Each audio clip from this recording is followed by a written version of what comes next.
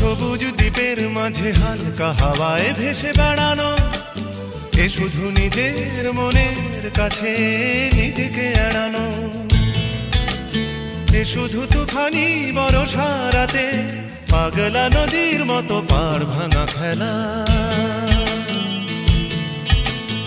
এক ঝাঁক পাখি আর এক রাশ ফুল নয়, নয় এ তো জীবনের হাসি গান মেলা। এ শুধু ভুলের পরে ভুলের পাহাড় গড়ে গড়ে তোলা স্বপ্নের ধ্যান ভেঙে ফেলা।